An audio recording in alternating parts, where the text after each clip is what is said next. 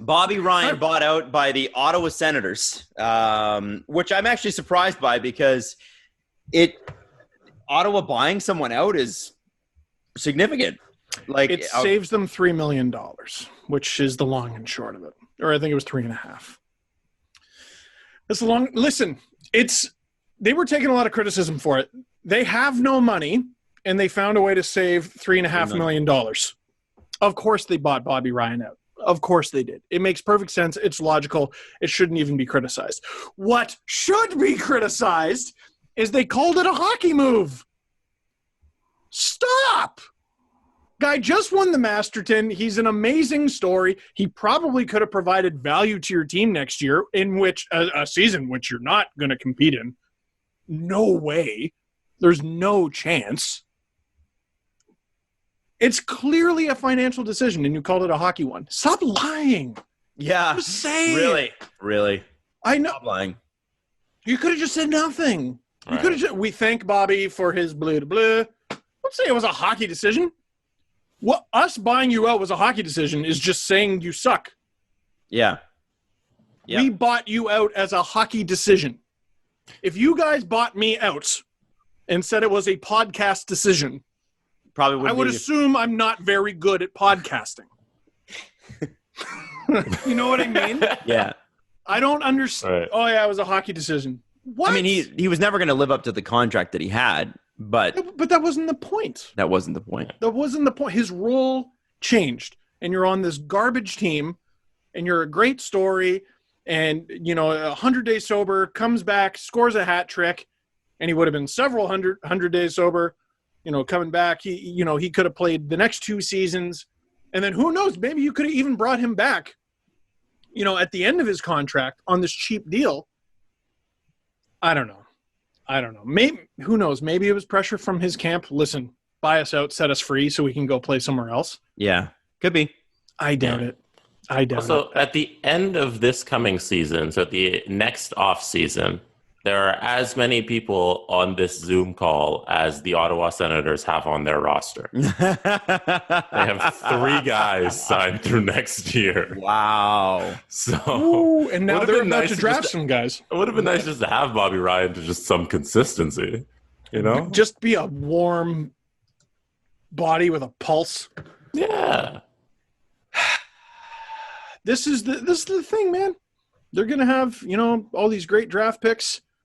And then if you're the Sens, though, here's the unfortunate thing.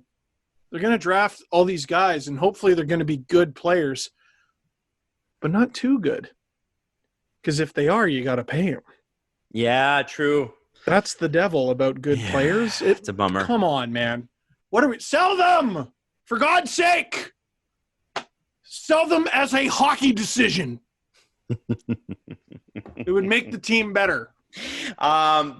Dustin Byfuglien, unlikely to ever play in the NHL again. That's unfortunate. It is. That's a Sportsnet staff story here. Elliot Friedman said on headlines last night, it's very unlikely Dustin Byfuglien is ever going to play again. He is 35 years old, and did say in training camp in September he'd lost the desire. Teams have asked. One of the teams that has asked, according to Elliott, is the Minnesota Wild, because they figured that, he's got ties to Minnesota and they could probably use him. And Friedman said that they're the only team that really had a chance. But according to Byfuglien's agent, it is doubtful he'll ever play again. And it's a shame because, man, what a great player and accomplished some amazing things. And for him to go out like that is sort of a bummer. It's there or it's not. Yeah. You know what I mean? It's there or it's not. And if you've been doing something for 30, 35 years as intensely as he's played hockey, I can understand going, yeah, I'm done. Yeah. Well, and the end of it, you wish it was a little better, a little more romantic. The weird fight with Winnipeg, Yeah. Well, and his fitness has never been one of his strong points. And he's had this busted foot or ankle, whatever it was.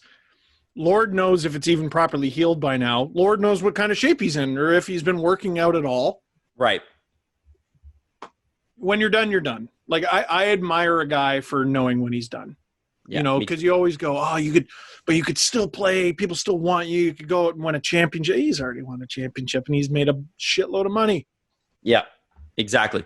Live your life. This is like, I don't know. Guys, professional athletes are wired different than everyone on the show.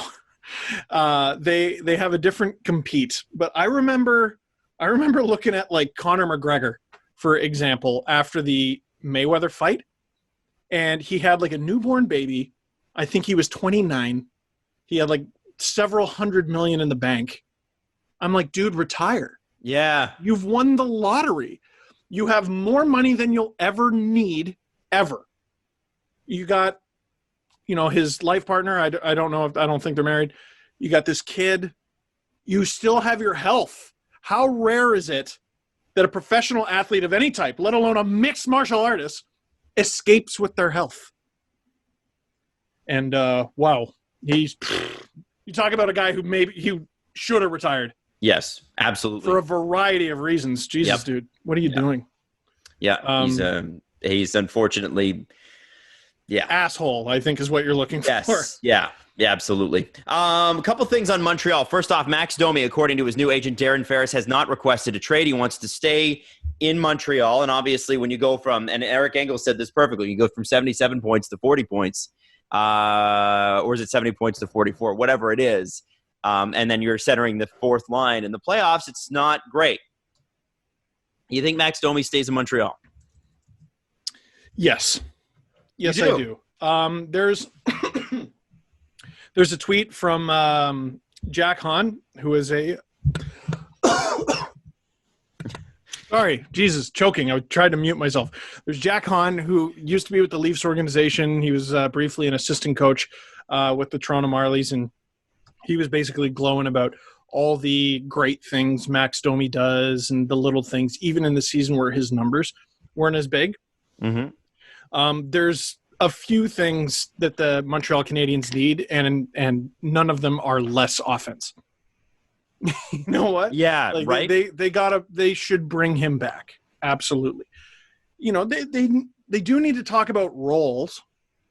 Like one thing, like if I were Max Domi, I'd probably be pretty frustrated not knowing what position I'm going to play every night. Yep. You know what I would be frustrated by that too. I get that. And you don't, if you play wing for the rest of your career or for the rest of your time in Montreal, that's fine. But like, tell me. Yeah. Don't put me a center. Someone gets hurt. You know, one of those things. What am I doing? We know Philip Deneau is going to be there for a long time, and he's going to be a center. We know Nick Suzuki is going to be there for a long time. He's going to be a center. You're going to give me big money to be third? Don't think so. If you're Max, you think you can be first. Yep. But they won't even contribute to it. Or is Patrik Laine dedicate a good landing spot for in Montreal? Well, they seem to think so. A lot of people are suggesting. That's been the rumor, eh? You know? That's been the rumor for quite some time now. And you talk about a serious Can you imagine a power play that features some semblance of, it's probably Weber instead of Petry. Petry would be on the second unit, and Laine. And Suzuki. And Suzuki. And Drouin. Well, and you got Domi's playmaking ability. You have Weber's touch of death at the point. I think Domi would be the guy going the other way. Yeah, I think Domi would be a part of the Laine deal. Ooh, that's very interesting. Send back, right? Mm-hmm. That's what. Like Domi, Cole Caulfield. Ooh, that's an interesting little conversation there, Adam Wild. I like that. I think, and then with Domi, he probably doesn't need to play center in Winnipeg. I mean, maybe he does, but whatever. He's a player that can, and behind Scheifele and Kyle Connor, he wouldn't need to, right? So he could play wing. So that replaces Laine on the wing. Obviously, there'd have to be some picks or some sort of. It's not a straight up 1-for-1, but there's something there, maybe. Oh, I really like that. You know what we need? What do we need? What this Rogers Sportsnet employee needs? We need a blockbuster all-Canadian deal. That would be cool. I'd like that. Anybody. The Jets and the Habs, who have no rivalry whatsoever. All of a sudden, bang, it's right there. How soon after the Stanley Cup is awarded that we're going to see a blockbuster, by the way? 12 hours. 12 hours? Okay. That's what I give it. We're just waiting. The other thing I wanted to mention quickly is Jeff Petry's extension. It's a 4-year deal that pays him $6.25 million, not starting this season, this coming season, but the next. Now, he's 32. He's played extremely well. Right shot defenseman, among the most valuable in the NHL. However, 32, contract takes him till he's 37. It doesn't even kick in this year. Now, it's only a $750,000 raise from what he's currently making. So it's not like it's that much more for the Canadians in the interim. But you sure are relying on Jeff Petry to be very, very good for a very, very long time, especially with a flat cap for the next 3 years. And this is the thing, right? Like, no criticism of the deal has anything to do with the first year of it. Well, you could actually, because the first year doesn't even kick in until next year. It's like not this coming season, but the next year. Yeah, possibly. I mean, I don't think he's going to age so badly that the wheels fall off within 2 years. 5? 6.25. Cap hasn't gone up that much. He's 37. Lord knows. He takes a funny bump in the knee. Something happens with his hip, his back, his anything. Lord knows. But I don't know. At the end of the day, he's a good hockey player, and there's no reason to think he's going to get hurt until he does. You know what I mean? Fair enough. Yeah. I mean, this is the problem. The problem I have with like free agency and signing guys and extensions, and we always say it's too much, and we always say, what if they get old and what if they get hurt? Well, what if? What if anybody? Mm-hmm. Nathan McKinnon has the best contract in the National Hockey League. And what if he gets hurt? Now what, Colorado? Like, you can't live like that. So I think your evaluation goes, is Jeff Petry good? Yes.